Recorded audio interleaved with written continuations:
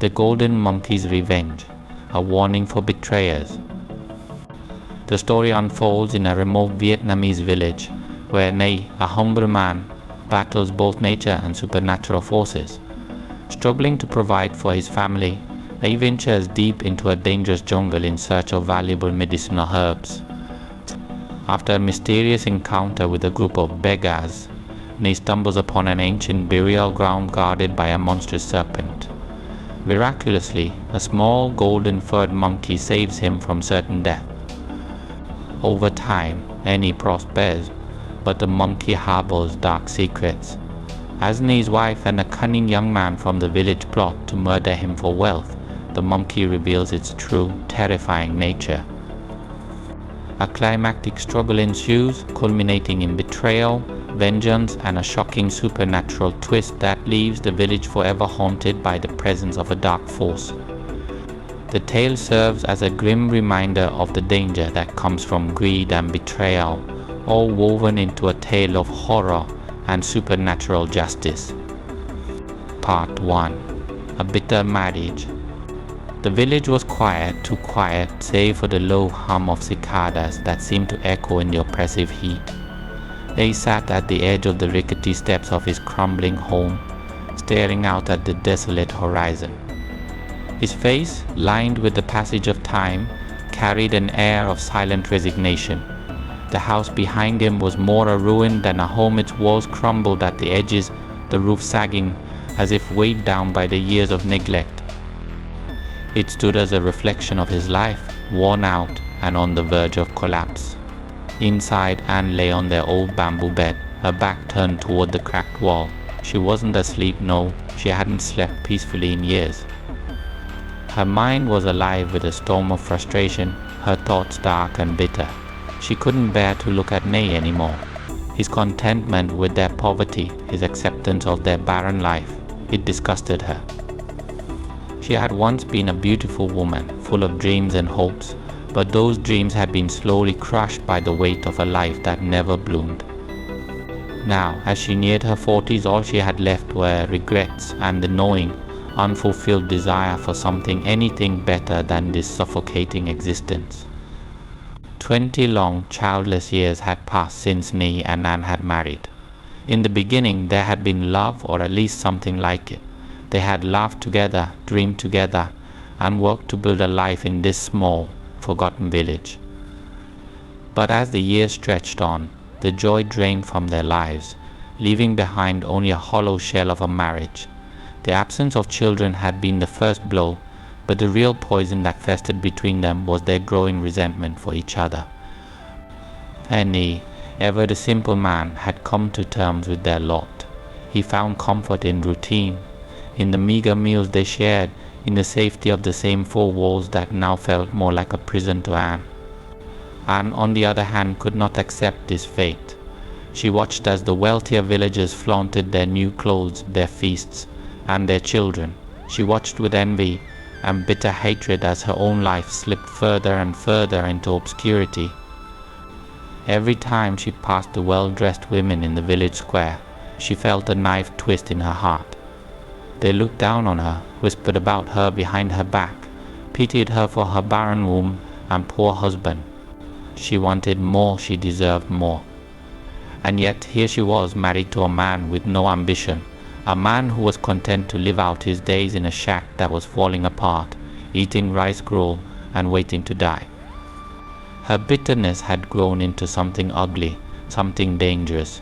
It was like a dark cloud that hung over their home, suffocating both of them. The arguments had started small, over little things, an unwashed dish, a poorly mended roof. But over time the fights had grown fiercer, more venomous. Anne's words had become sharper, crueler, until there was no trace of kindness left in her voice. She blamed Annie for everything, for their poverty, for their childlessness, for her wasted life. And Nay, in his quiet way, took it. He never raised his voice, never fought back. It only made her angrier. One evening, after another bitter exchange over the state of their home, a great storm swept over the village. The sky turned black as night, and the winds howled like the cries of the dead.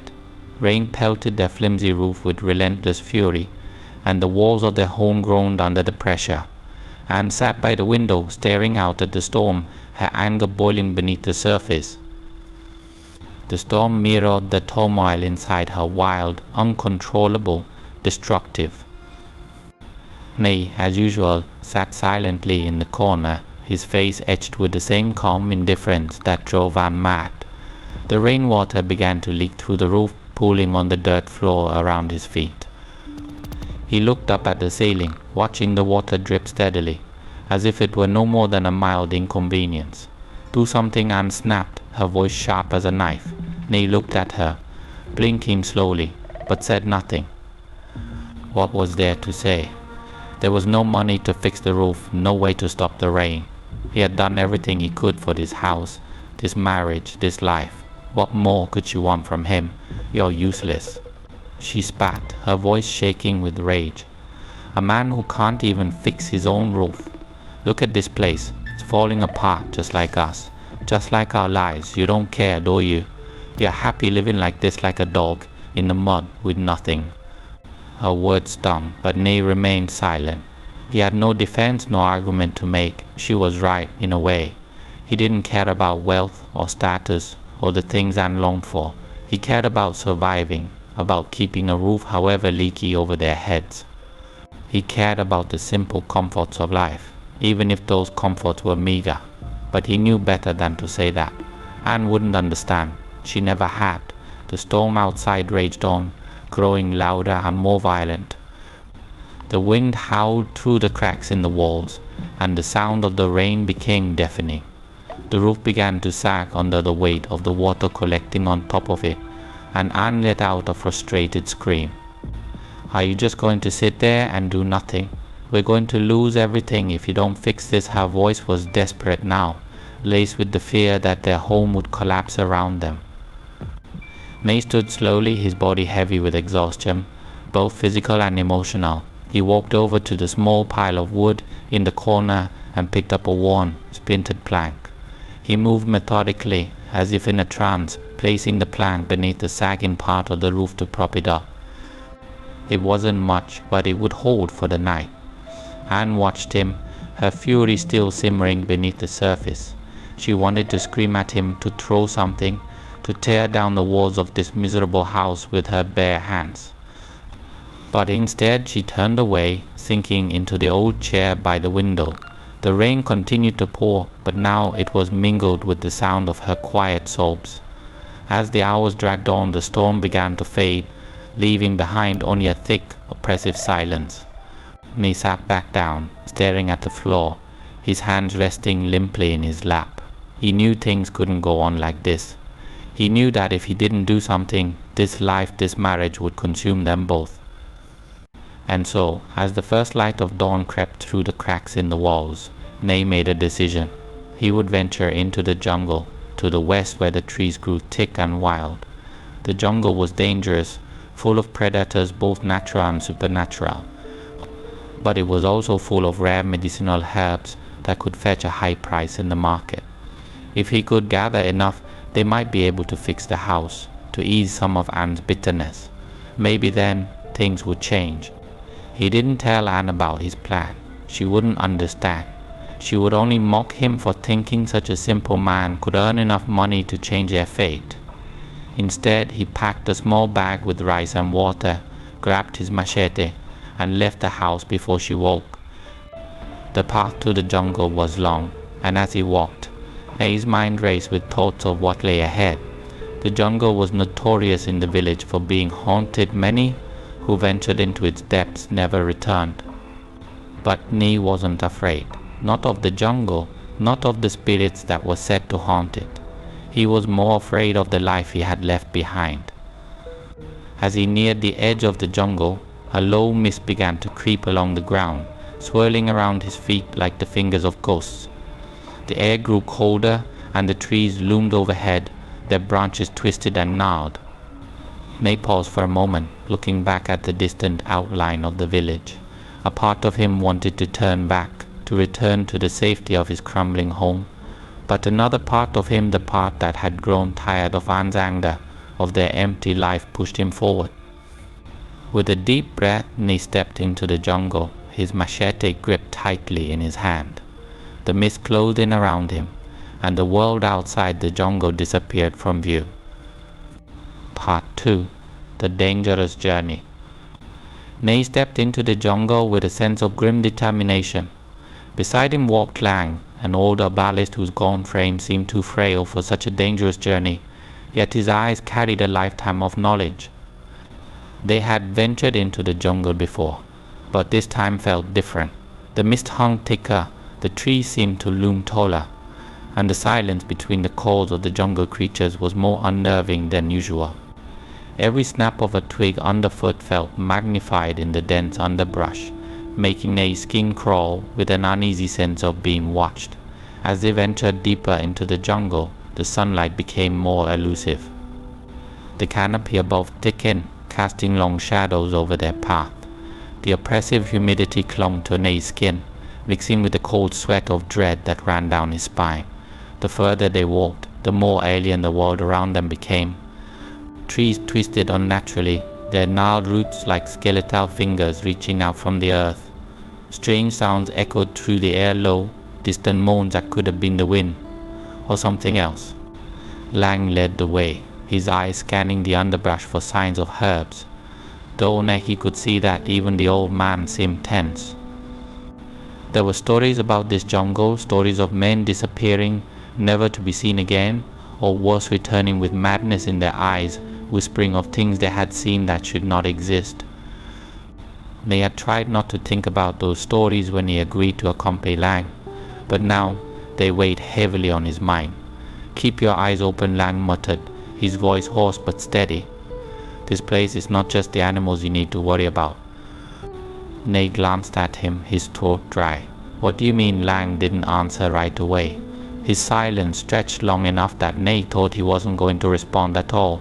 But then the old man spoke, his voice barely above a whisper.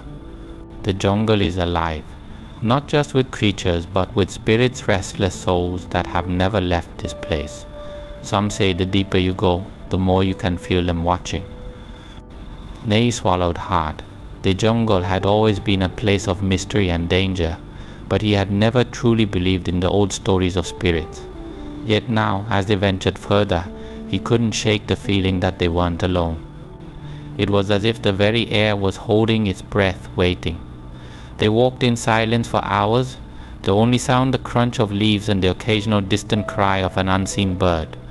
The sun had disappeared behind the thick clouds, casting the jungle in a perpetual twilight.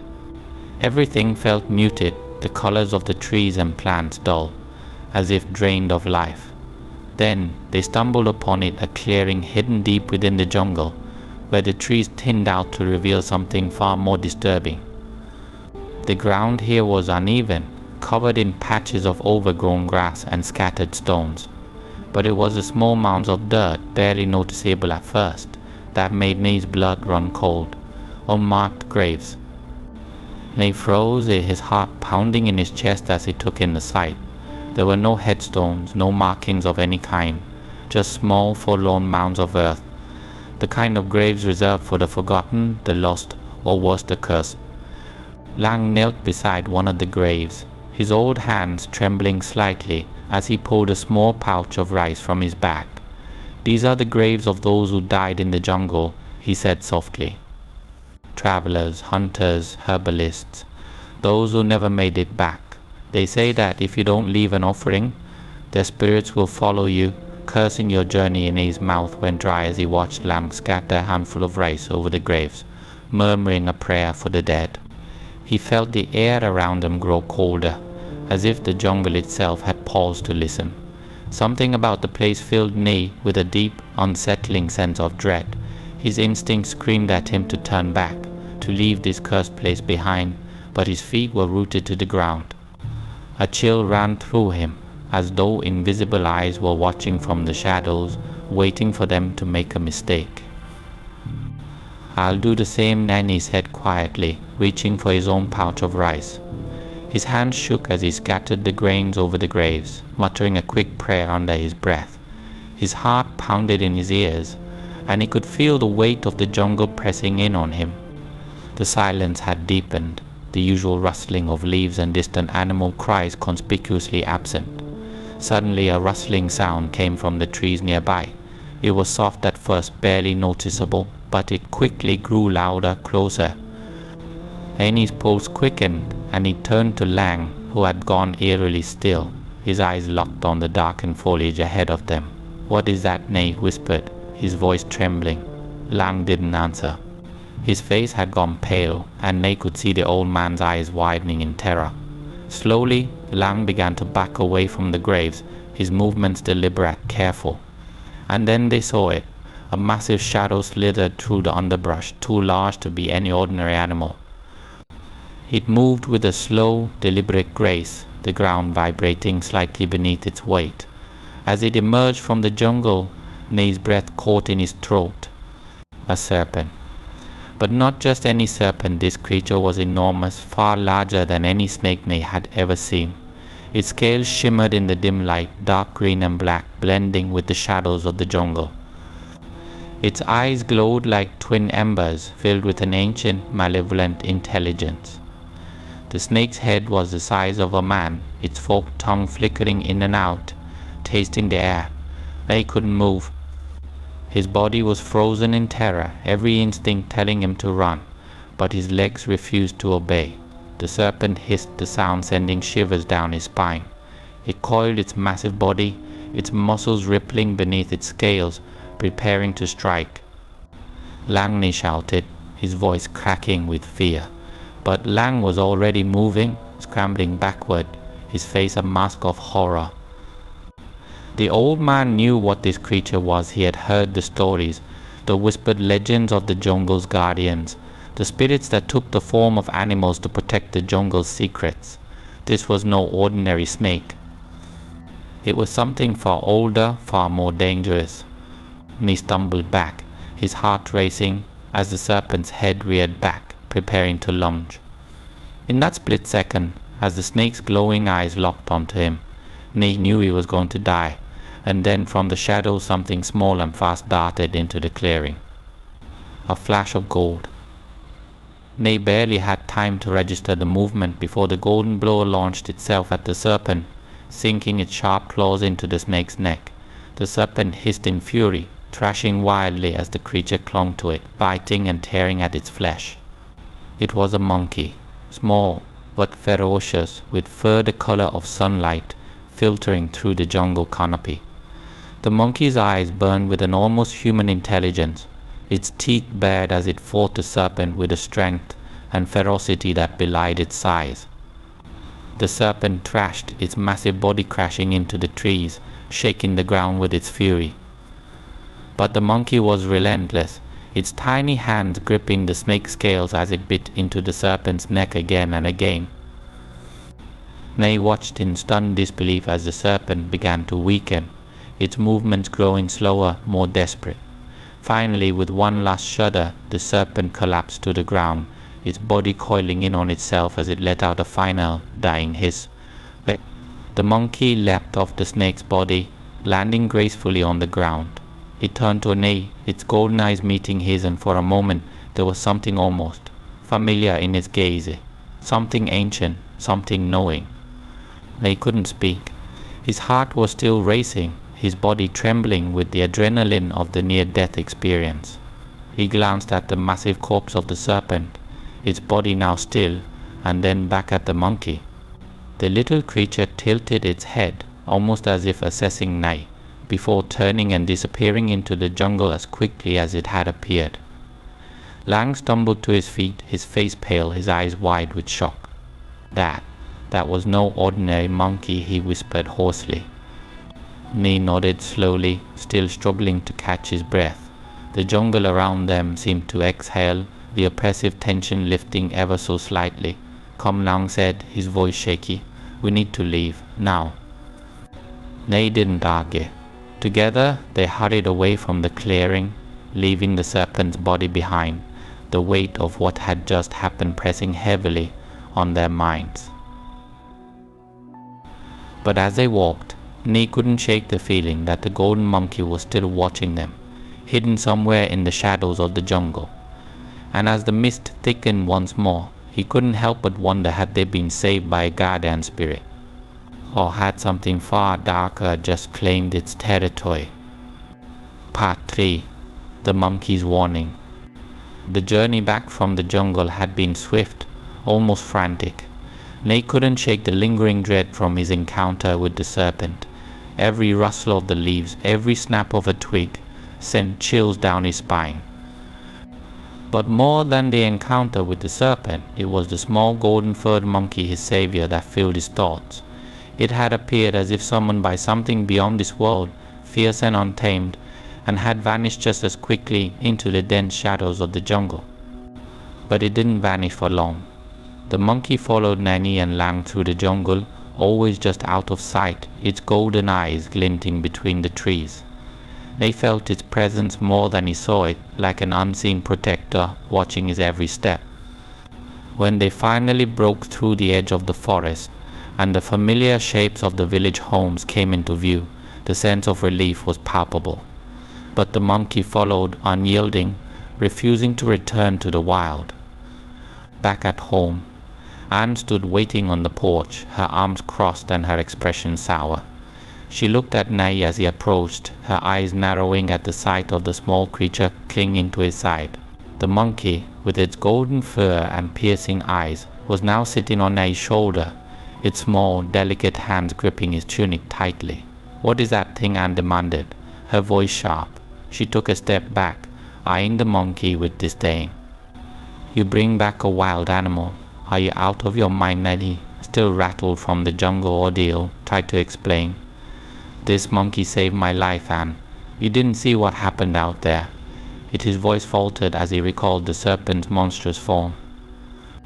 "It fought off a snake, one larger than anything I've ever seen." Anne's expression hardened.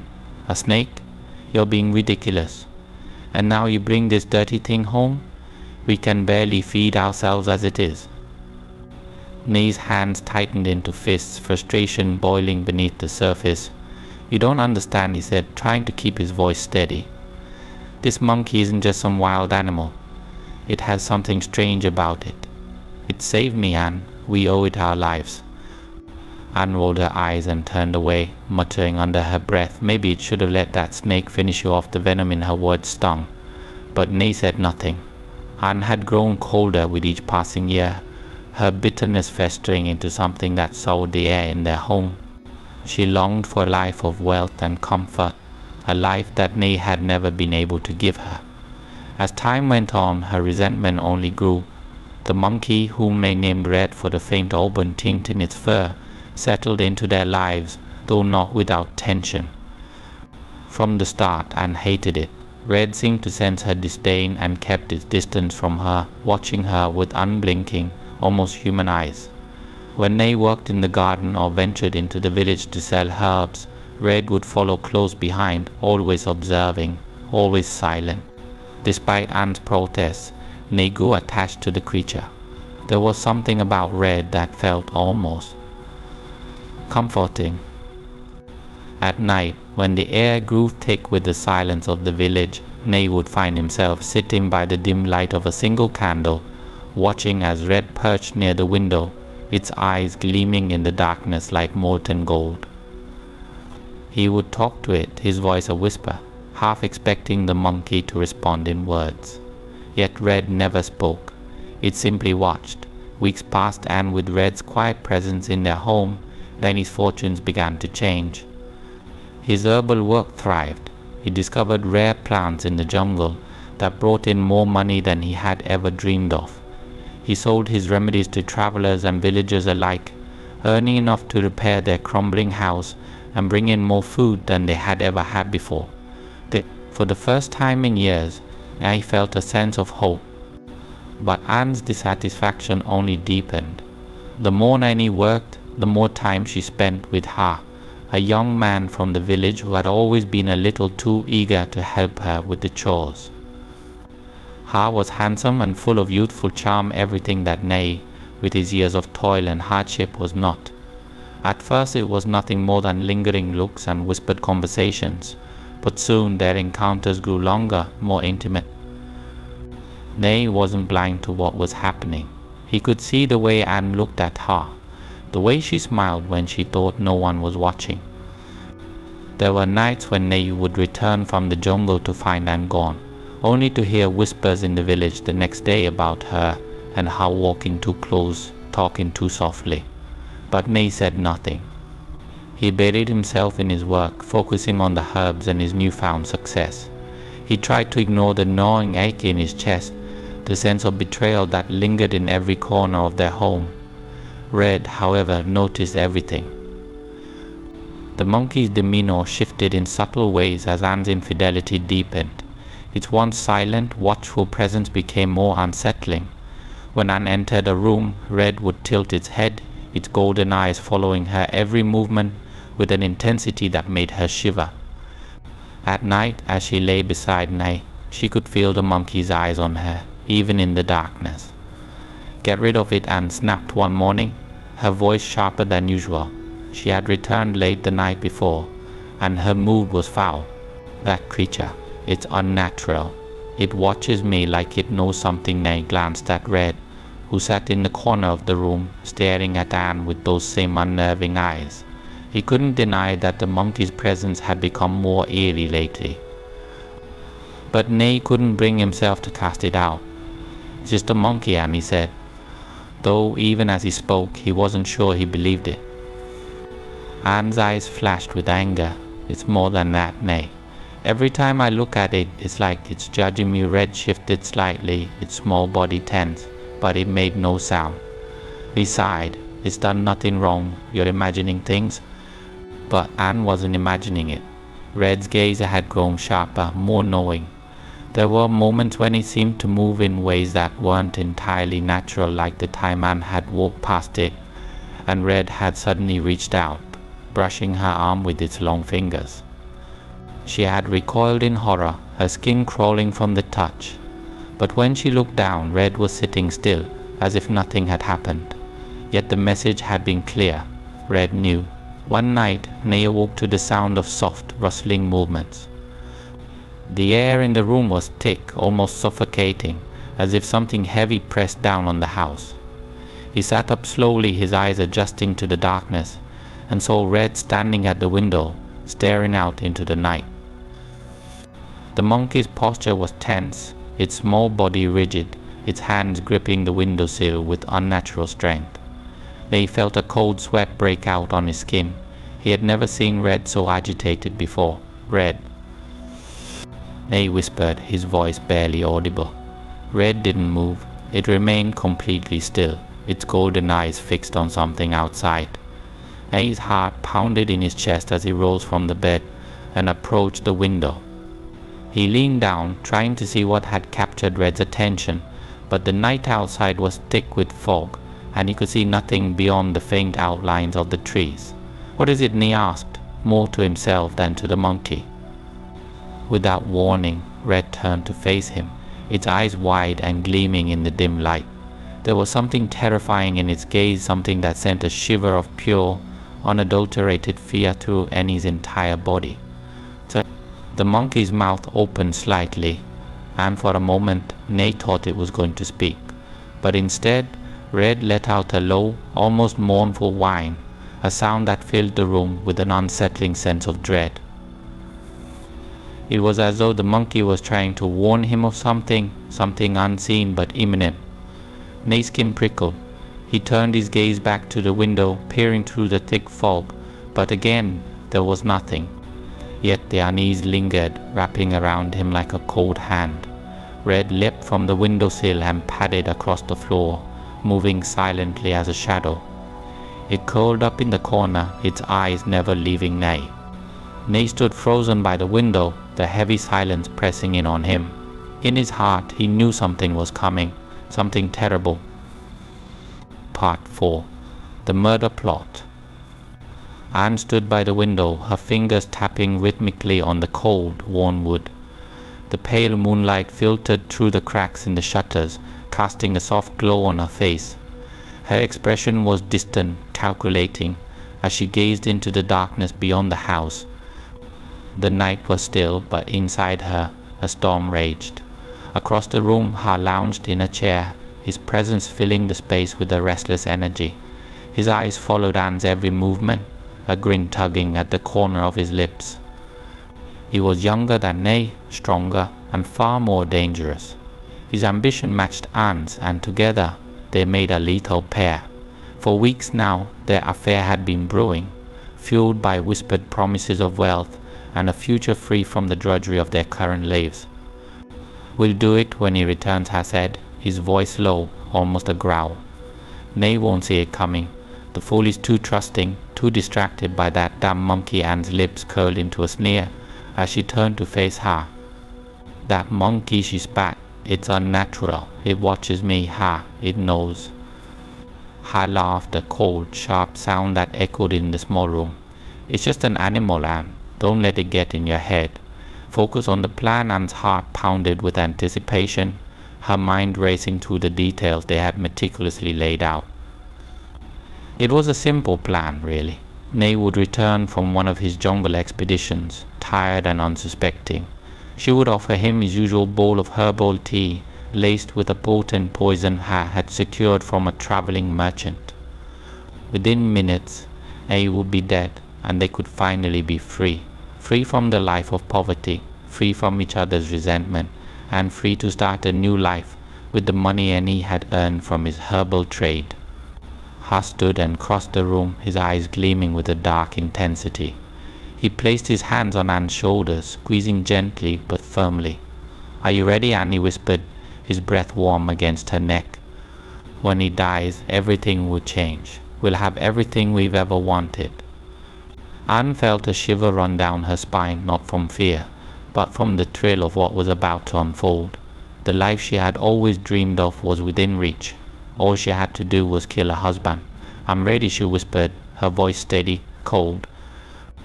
May's return from the jungle came quicker than expected. The door creaked open late one evening, the wind howling behind him as he stepped inside, carrying the scent of the jungle on his clothes. His face was haggard, his eyes tired but peaceful, as though he had found solace in the deep, untamed wilderness. Red, the golden-furred monkey, scurried in behind him, silent as ever, its eyes flicking between Anne and Ha, who stood awkwardly at the hearth. "Nay," Anne called softly, her voice filled with false warmth. "You're home." May smiled wearily and dropped his bag on the floor, the heavy weight of his long journey pulling him down into the nearest chair. "The jungle was kinder this time," he said, his voice hoarse. "I found more herbs than usual. We'll have enough to fix the roof and maybe even save a bit." Anne's eyes gleamed, though not with gratitude. She stepped forward, her hands folded neatly in front of her. "You've worked hard, Nay. Let me prepare you something to drink, something to ease your exhaustion." Nay nodded absent-mindedly, not noticing the way he hovered near the door, his body tense, his eyes sharp. Red sat in a corner, watching, always watching. Anne moved quickly, her hands trembling ever so slightly as she prepared the tea. The small vial of poison sat hidden beneath her apron, its contents deadly and colorless. She poured a few drops into the steaming cup, her pulse quickening as the liquid swirled and dissolved, leaving no trace of its lethal addition. She turned and handed the cup to Nai, her smile strained. "Here," she said, "drink this. It will help." Nai took the cup without hesitation, his trust in Anne unwavering. He raised it to his lips, but just as the rim touched his mouth, Red let out a sharp, shrill cry, startling him. The monkey darted across the room, knocking the cup from Annie's hand with an agility that defied belief. The cup shattered on the floor, the poisoned tea seeping into the wooden planks, lost forever. Anne's heart lurched in her chest, her face paling as the monkey bared its teeth, hissing at her with a ferocity that sent a wave of terror through her. I stepped forward, but Red turned on him, its eyes burning with an unnatural intensity. Half froze, his muscles tensing as if the monkey's gaze alone had pinned him in place. Anne's voice was filled with confusion, his eyes flicking between her and the shattered cup. "What's going on?" Anne's mouth went dry, her mind racing for an excuse, but nothing came. The truth hung in the air between them, heavy and suffocating. I didn't mean," she stammered, her voice trembling. But before she could say anything more, Ha moved, his patience snapping like a brittle thread. "It's over," he growled, grabbing a knife from the table. "He's figured it out. We have to end this now." Nee's eyes widened in shock as Ha lunged at him, the blade gleaming in the dim light. Anne stood frozen, unable to move, her heart pounding in her chest. She had never imagined it would come to this, never imagined the violence, the blood. But Red was faster. With a scream that echoed through the small house, the monkey launched itself at Ha, its small body colliding with his inner blur of fur and fury. Ha stumbled back, the knife clattering to the ground as Red's sharp claws tore into his skin.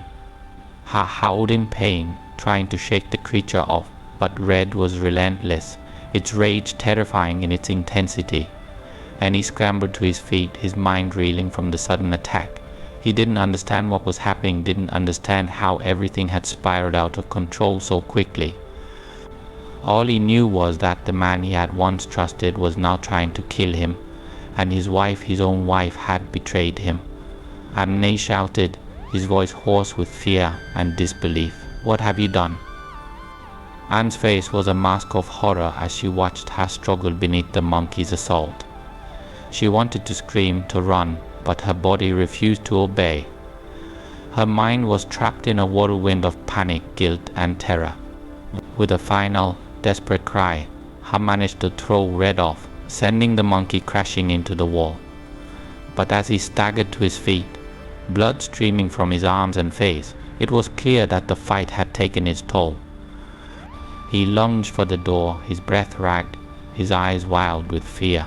"We'll kill him later," Ha shouted at Anne, his voice filled with desperation. "We need to get out of here now."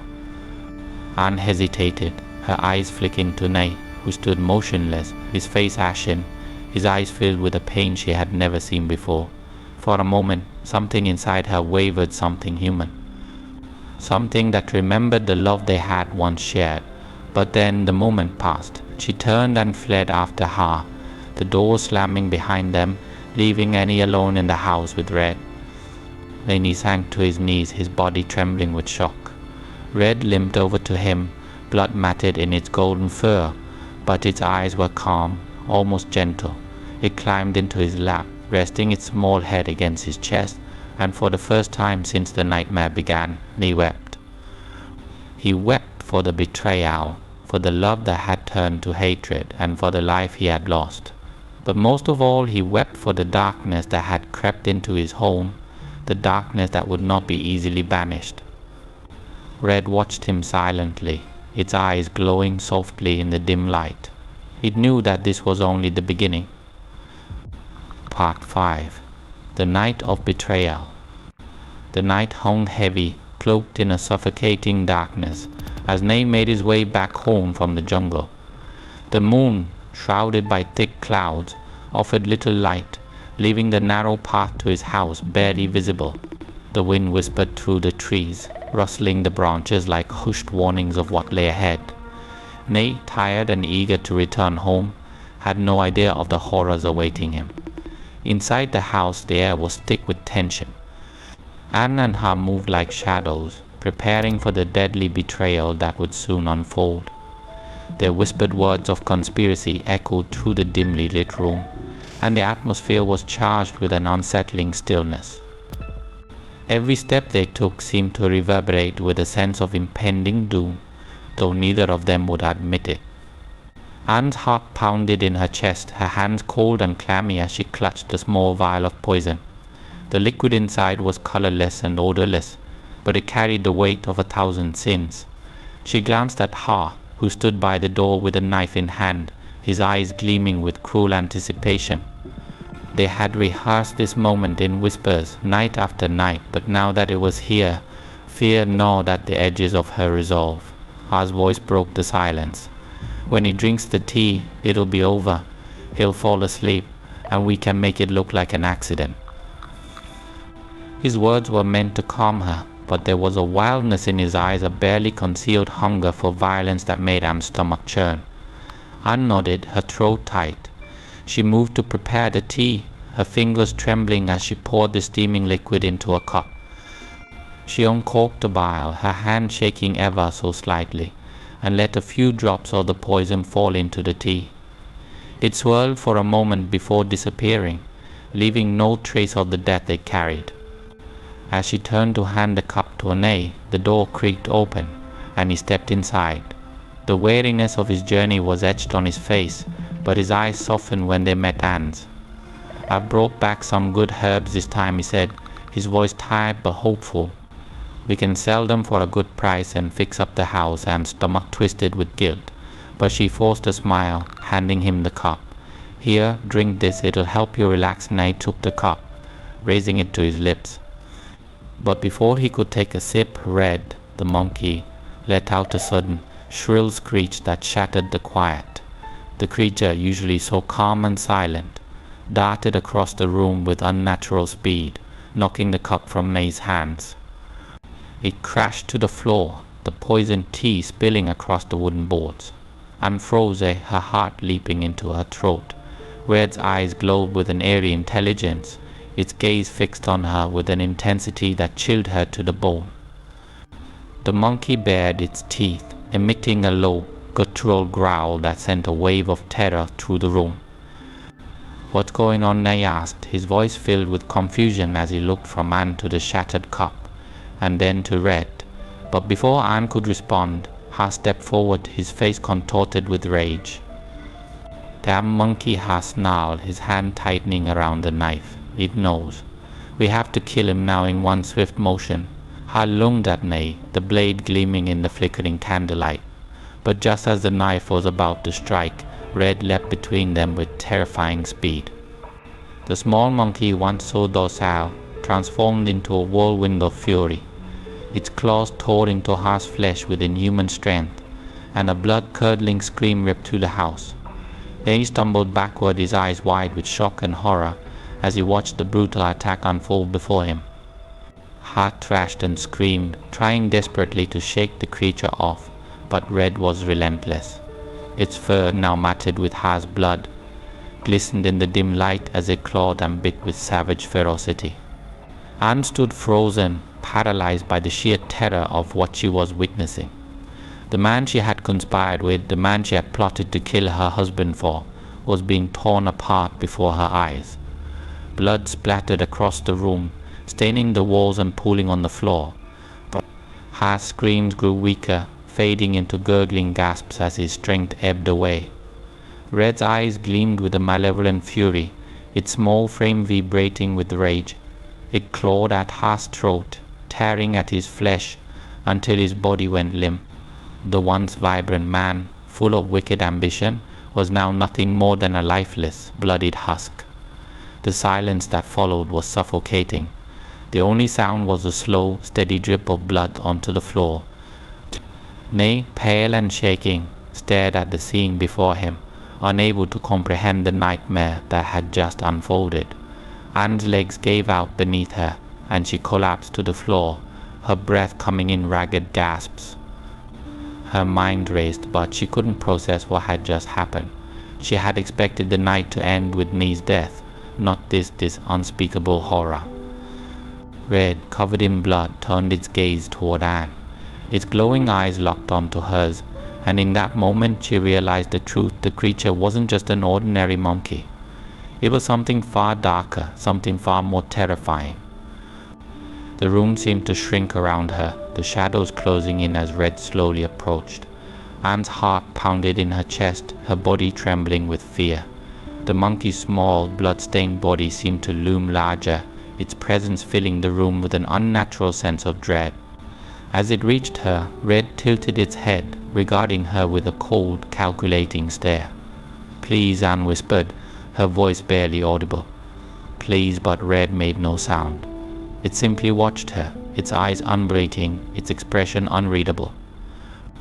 There was no mercy in its gaze, no hint of the creature that had once been Nanny's loyal companion.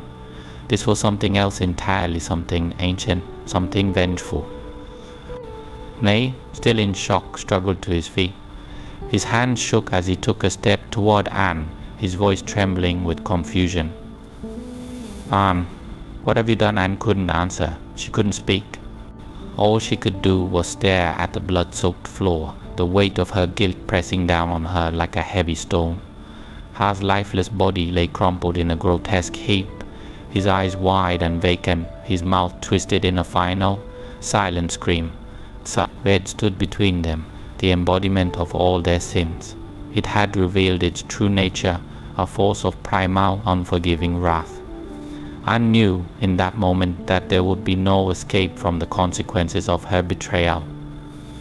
The wind outside howled, rattling the windows as if the very elements themselves were mourning the death that had taken place within the walls of the house. The candlelight flickered, casting long, eerie shadows across the room, and in the silence that followed, the weight of the night's event settled over them like a suffocating fog. Dave's voice was soft, barely a whisper, as he looked down at Ha's body. "Why?" Anne's chest tightened, her breath coming in shallow panic gasps.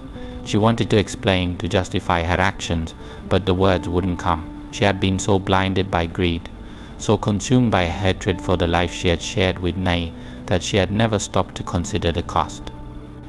And now, as Red's eyes bored into her soul, she understood. The cost was far greater than she could have ever imagined. With a final, haunting screech, Red turned and disappeared into the shadows, leaving Nanny and Anne alone in the blood-stained room. So the weight of their sins hung heavy in the air, and in the cold, empty silence that followed, Anne realized that the nightmare had only just begun. Part 6. Anne's fate. The house, once a symbol of stability and life, now seemed to breathe with an ominous presence. The air inside was thick and suffocating, as if the walls themselves had absorbed the terror that had unfolded within. The only sound was the low crackling of the dying fire, casting flickering shadows that danced eerily on the blood-splattered walls. Anne was frozen, her body trembling, her heart thudding in her chest like a drumbeat of doom. Her eyes, wide with terror, were fixed on the lifeless body of Ha, which lay in a grotesque heap not far from where she stood. His throat had been ripped open, his body torn and mangled beyond recognition.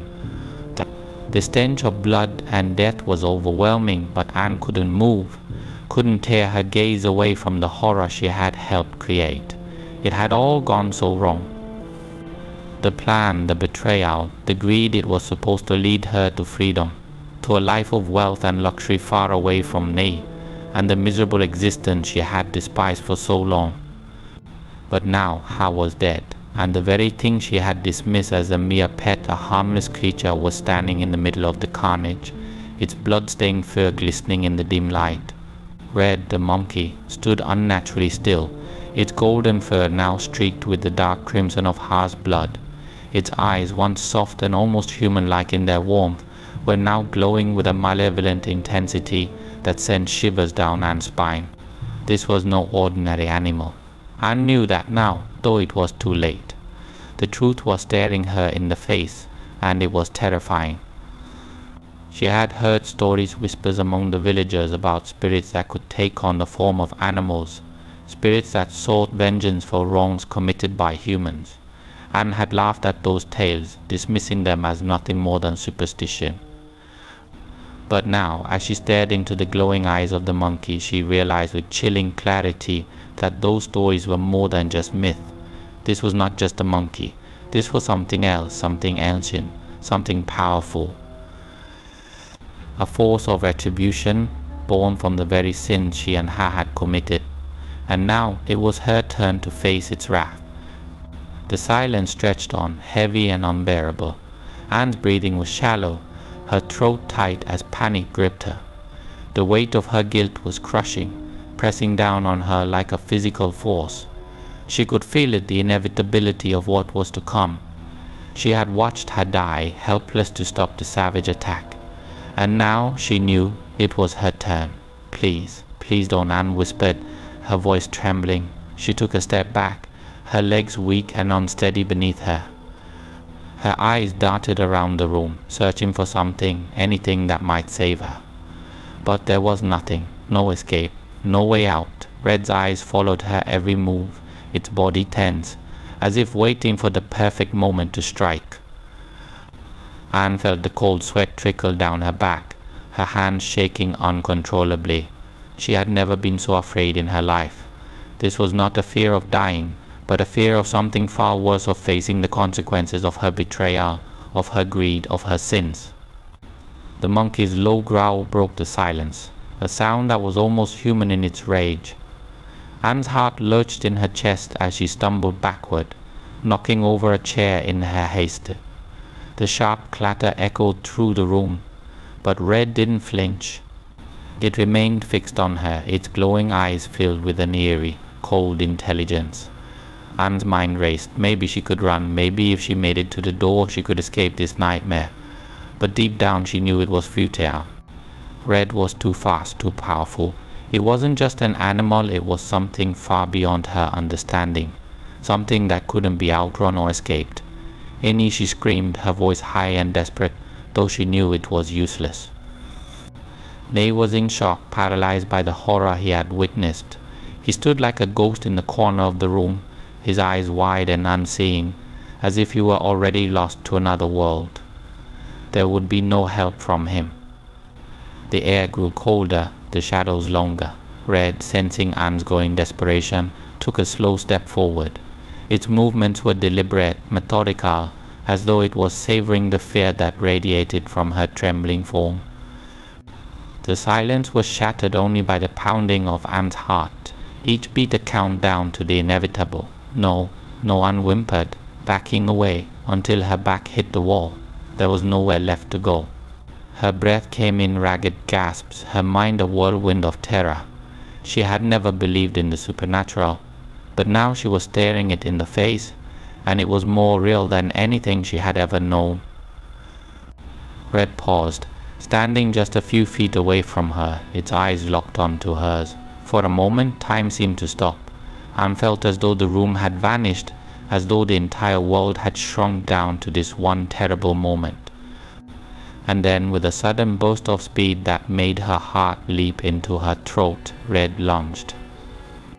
The attack was a blur of motion-sharp claws, a snarl that sounded more like a scream, and the unbearable pain as Red's claws ripped into her flesh. Anne screamed, her voice echoing through the room as the monkey's fury was unleashed upon her.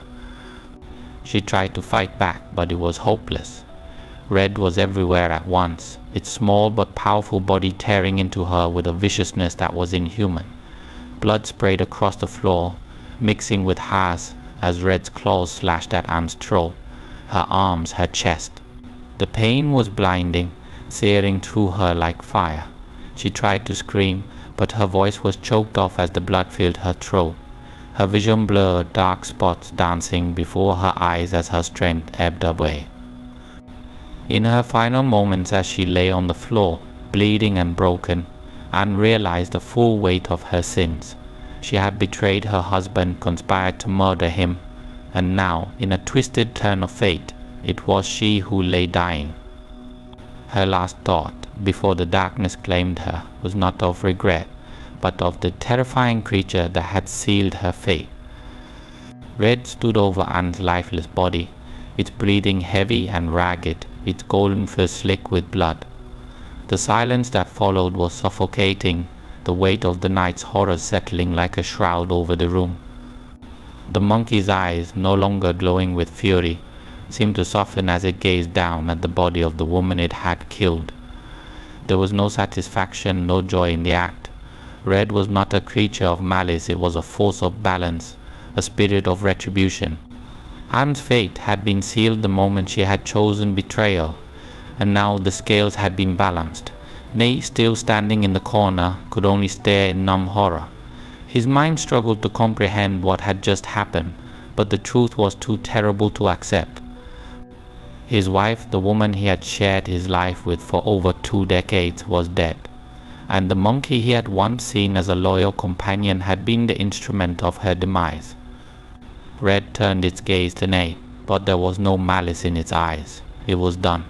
The vengeance had been exacted, and now the spirit was ready to leave. With one final look at the broken bodies on the floor, Red leapt silently through the open window and vanished into the night. The house was still. The only sound is soft drip of blood from the ceiling, marking the end of a nightmarish chapter in Nay's life. As he fell to his knees, sobbing into the darkness, he understood one thing with chilling clarity: there was no escaping the consequences of betrayal, no matter how fast or far one might try to run. Part 7. Nay's Return. Nay walked slowly through the darkening jungle, his feet dragging with the weight of exhaustion. The sun had set long ago, and now the world around him was bathed in the cold, silvery light of the moon. The jungle, once alive with the sounds of animals and the rustle of leaves, had grown unnervingly silent. Each step he took echoed unnaturally, as if the forest itself were holding its breath. In his hand, Nay clutched a woven basket filled with herbs he had painstakingly gathered over the past few days. It had been a long and grueling trip, but necessary. Anne had been furious about the state of their home, and Nay knew they needed money to fix it. The herbs would fetch a good price at the market, and for a moment he allowed himself a flicker of hope. Perhaps when he returned things would change. Maybe Anne would be kinder, more patient. Maybe the strain in their marriage would ease. But that hope was fleeting, quickly smothered by the oppressive silence that hung over the jungle. The stillness gnawed at him, an unease curling in his gut like a snake coiling before a strike. Something felt wrong, terribly wrong, but Nay couldn't put his finger on it. He quickened his pace, his heart beginning to pound in his chest. The jungle seemed to close in around him, the shadows deepening, and the trees taking on twisted, monstrous shapes in the moonlight. His mind raced with 1,000 thoughts, each one darker than the last. The journey had taken longer than expected, and he had been away from home for far too long. What if something had happened in his absence? What if Anne had fallen ill or worse? Panic began to gnaw at him as his thoughts turned darker. He broke into a run, his breath coming in ragged gasps, his eyes fixed on the distant outline of his home, just barely visible through the trees. He could see the familiar shape of the roof and the dim flicker of light through the small window. Relief flooded through him momentarily. There was still light. Anne was home. Yet, as he drew closer, that sense of relief gave way to a new, more profound dread. The light from the window was faint, flickering as though it were struggling to stay alive, much like the flame of a dying candle. And the house. Something about the house felt off. It was too quiet. There was no sound, not even the usual creak of the wooden beams in the night air. Nothing. He slowed his pace, his feet suddenly feeling heavy as lead. He approached the front door cautiously, his hand hovering above the latch, unwilling to open it. Every instinct screamed at him to turn back, to run into the safety of the jungle, but he forced himself to take a deep breath and push the door open. The door creaked open slowly, and a wave of icy air hit him, sending a chill down his spine. The inside of the house was dark, the faint glow of the fire in the hearth barely illuminating the room. May stepped inside, the wooden floorboards creaking beneath his feet. His eyes darted around the room, scanning for any sign of life, any sign of Anne. Anne, Nay called out, his voice sounding strange and hollow in the silence. He took a few steps forward, his breath fogging in the cold air. I'm home. No answer. Only the crackle of the dying fire. The air felt thick, oppressive, like a heavy blanket suffocating him. His heart began to race faster, his mind swirling with horrible possibilities. Where was she? What had happened? He called out again, louder this time, the tremor in his voice betraying his fear. And then he saw it. In the dim light of the fire, he caught a glimpse of something on the floor near the far corner of the room, something dark and crumpled. Nay's breath caught in his throat, and he felt his legs give way beneath him. He staggered toward the corner, his eyes widening in horror as the realization hit him like a tidal wave. Anne's lifeless body lay sprawled on the floor, her arms twisted at unnatural angles, her throat slashed open, blood pooling beneath her. Her once beautiful face was frozen in an expression of sheer terror, her eyes wide and empty, staring at nothing. The sight of her broken body sent a shock wave through Nay's soul. and he collapsed to his knees beside her, a strangled cry escaping his lips.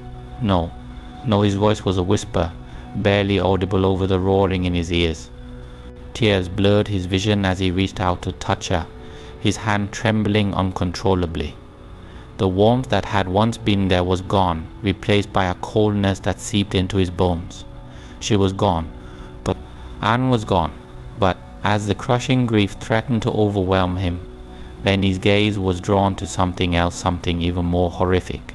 Not far from Anne's body lay another form, a man he recognized all too well. Ha's body was mangled, torn apart in a way that no human could have done. His throat had been ripped open, his chest a grotesque mess of torn flesh and broken bones. They stared in disbelief, his mind struggling to make sense of what he was seeing. The young man from the village, what was he doing here?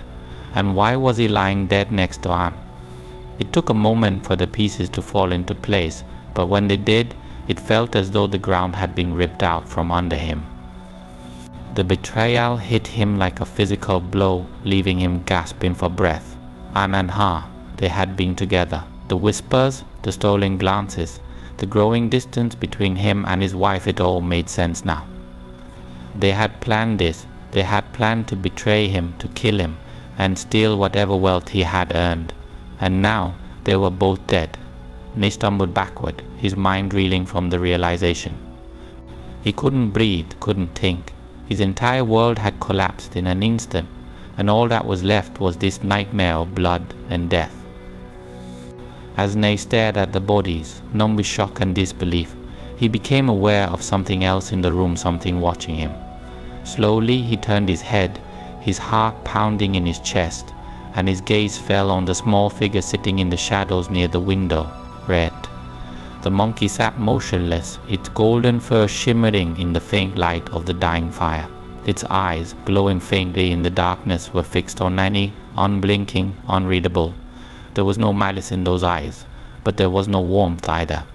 Red simply watched, silent and still, as if waiting for something.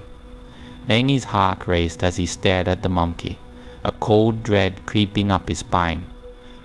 He didn't know what had happened here, he didn't know how or why Anne and Ha had died in such a horrific way, but deep down he knew that Red had something to do with it. For a long moment the two stared at each other, man and beast, until finally Red blinked slowly, almost as if acknowledging what had transpired. Then, without a sound, the monkey stood, its small frame barely making a sound as it padded silently across the floor and disappeared into the night. Annie remained where he was, kneeling on the blood-soaked floor, staring after the monkey in a daze. His mind was a whirlwind of emotions, grief, anger, confusion, but most of all there was fear. Fear of what he had just witnessed, fear of what Red truly was, and fear of what the future held. He was alone now, left with nothing but the knowledge of his wife's betrayal, and the haunting presence of the creature that had watched it all unfold. The silence in the house pressed down on him, suffocating, as if the very air had turned to lead. Nick closed his eyes, tears streaming down his face. He had returned home hoping for peace, for resolution, but all he had found was death and betrayal. The jungle, the dangers he had faced out there, palled in comparison to the horror that had awaited him at home. And now there was nothing left but the cold embrace of the night and the memory of the golden-furred monkey that had silently watched it all. Part 8. The Village's Curse. The dawn came slowly that morning, casting a pale, sickly light over the village. The air was thick with an unspoken tension, and a sense of dread clung to every corner. Word had spread like wildfire about the gruesome deaths in Nanny's home, how both his wife Anne and Ha, the young man from the village, had been found brutally murdered. It didn't take long for whispers to turn to rumors, and for rumors to evolve into legends. It wasn't just the deaths that stirred the village into a frenzy. It was the presence of the golden-furred monkey Red that haunted every whispered conversation. The villagers had seen Red before, of course. Nay had brought the creature back from the jungle, and though some had been wary of it from the start, they had simply assumed it was nothing more than an exotic pet. But now, the circumstances surrounding the deaths had left them questioning everything. No one dared speak too openly about it, but there were murmurs faint and fearful that the monkey was no ordinary animal. The details of the night were unclear. Nay had been too shaken, too distraught to provide a coherent account, but one thing was certain: Red had been there. And Ha and Nan were dead, their bodies mutilated in ways no human could have done. The village elders, normally skeptical of such tales, found themselves in heated discussions about the creature. Was Red a guardian spirit? A demon? Or something far worse, a cursed being sent to wreak havoc on those who deserve punishment? The stories began to grow darker, each version of the tale more twisted than the last. Some said the monkey was a forest spirit, angered by the desecration of the unmarked graves, nay, and the herbalist Lang had passed through on their journey. Others claimed it was the reincarnation of a vengeful soul, bound to exact retribution on the wicked. Whatever the truth was, one thing was clear: fear had taken root in the village, and with that fear came a creeping sense of unease, a collective belief that something far more sinister than mere chance had occurred. Nay himself became an object of both pity and suspicion. His grief over the loss of his wife was palpable, but many couldn't help but wonder how much he had known, how much he had seen. Had he truly been the innocent victim of Anne and Ha's betrayal, or was there something darker lurking in his soul as well? Some villagers avoided him altogether, while others offered him sympathy with wayness, their eyes never quite meeting his. In the weeks that followed, strange occurrences began to plague the village. Livestock would be found dead, their bodies torn apart in the same brutal manner as Ha and Nan. Crops withered unexpectedly, despite the season's favorable weather. Children complained of seeing glowing eyes in the darkness, watching them from the edges of the forest. The once peaceful village had become a place of fear and uncertainty. The elders, fearing the worst, called for a meeting. The entire village gathered in the small square, their faces grim, their voices hushed. A sense of foreboding hung in the air, thick as fog, as they debated what to do. "We cannot deny it any longer," said one of the oldest men, his voice shaking with both age and fear. "This monkey, this creature, it is no mere animal. It is a spirit of vengeance, sent to punish those who commit evil." Several villagers nodded in agreement, their faces pale. Others looked skeptical, but even they couldn't shake the feeling that something unnatural was at work. "But what are we to do?" asked the younger man, his voice trembling. "If it truly is a spirit, how can we protect ourselves? How can we stop it from turning on the rest of us?" The crowd fell silent. No one had an answer. Then, from the back of the crowd, a voice rang out strong and clear. It was Lang, the old herbalist who had accompanied Annie into the jungle. "There is no stopping it," Lang said, stepping forward, his weathered face calm but filled with sorrow. "The spirit has been awakened. It is not here to harm the innocent. Only those with guilt in their hearts need fear it." The villagers exchanged uneasy glances. Lang's words, though meant to reassure, only seemed to deepen their fear. Who among them could claim to be truly innocent? Who had not harbored a dark thought, a selfish desire, at some point in their lives? The herbalist continued, his gaze sweeping over the crowd. "This monkey, this spirit, it has chosen to act because of the betrayal that occurred. Ha and An were not innocent. They sought to kill Ne out of greed and lust, and the spirit punished them for their sins." "But why now?" an older woman asked, her voice trembling. "We've all made mistakes, but why does it seek vengeance now?" Lang shook his head slowly. "Perhaps it is because we have forgotten the old ways, the jungle, the spirits. They have always been there, watching, and when we stray too far from what is right, they remind us of their presence. The graves we passed in the jungle were disturbed. Perhaps that was enough to stir the spirit from its slumber." A murmur of fear swept through the crowd, and the village square seemed to darken under the weight of Lang's words. The legend of the golden-furred monkey grew with each retelling, and soon, it wasn't just Ha and An's betrayal that became the focus of the story. The village itself began to be seen as cursed, a place where the wicked would meet a violent end, where those who harbored ill intentions would be hunted down by a vengeful spirit. People became cautious, their every action weighed against the fear of the monkey's judgment. Small wrongdoings were quickly corrected, and grudges that had simmered for years were quietly resolved. No one dared to tempt the wrath of the creature they now believed was watching them from the shadows, waiting for any sign of betrayal or cruelty. Nay, though grieving, found himself in an odd position. The villagers treated him with a mixture of pity and awe, as though he had been marked by the spirit itself. He had survived a fate that should have been his, saved by a force that no one truly understood. He spoke little, retreating further into himself as the days passed, haunted by the memories of that night. Red, the golden-furred monkey, was rarely seen after the deaths of Ha and An. Some said they caught glimpses of it in the early dawn hours, perched on the edge of the village, watching silently before disappearing into the jungle. Others claimed the monkey had left entirely, its task completed, leaving only the weight of its legend behind.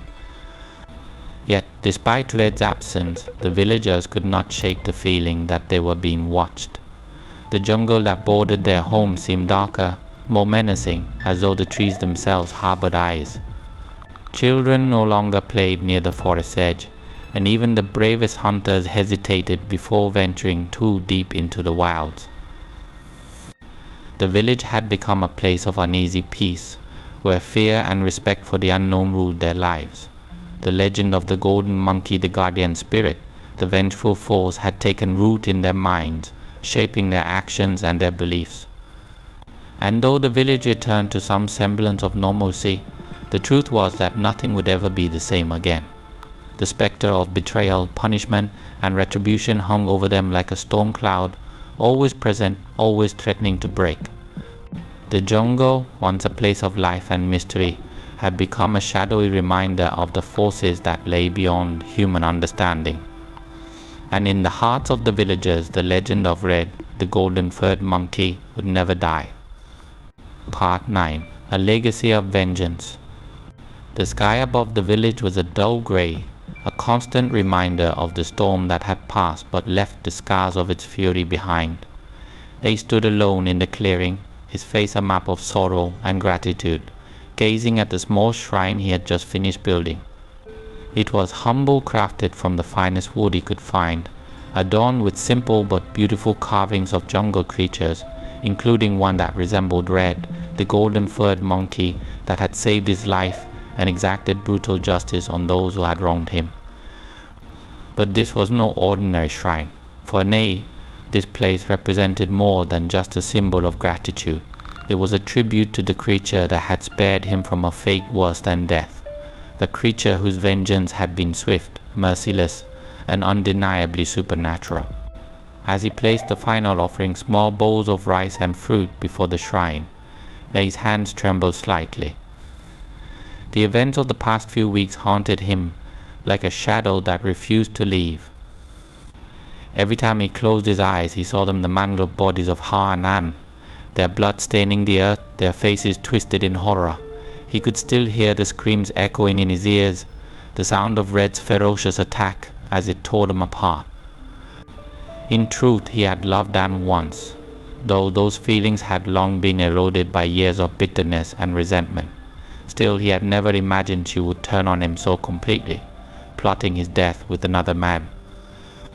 The realization that his life had been hanging by a thread, saved only by the intervention of a mysterious creature, filled him with a strange mix of grief and relief. The village had fallen silent since that night, the once bustling streets now filled with hushed whispers and nervous glances. People avoided Ne's home, the site of such unspeakable violence, and yet they couldn't help but cast curious looks toward the small shrine that now stood nearby. The story of Red had spread like wildfire, transforming into a living legend, a tale that would be passed down for generations. Ne sighed, stepping back from the shrine. The air felt heavy with an otherworldly stillness, as though the jungle itself was holding its breath. It was as if the land, the trees, and even the wind knew what had transpired here, that justice had been served, not by human hands, but by something far older, far more powerful. As Nay prepared to leave, he felt a presence behind him. Slowly he turned, half expecting to see Red watching him from the edge of the forest, its golden fur glowing softly in the fading light. But there was nothing, only the rustling of leaves and the distant call of birds. And yet the presence remained, an invisible weight pressing down on him, reminding him that Red was never truly gone.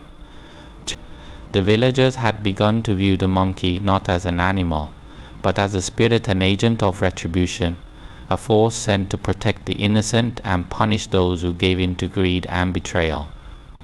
In the days following the deaths of Ha and An, people had come to the shrine, leaving small offerings of their own, tokens of respect, prayers for forgiveness. No one spoke of it directly, but everyone knew this was no ordinary place.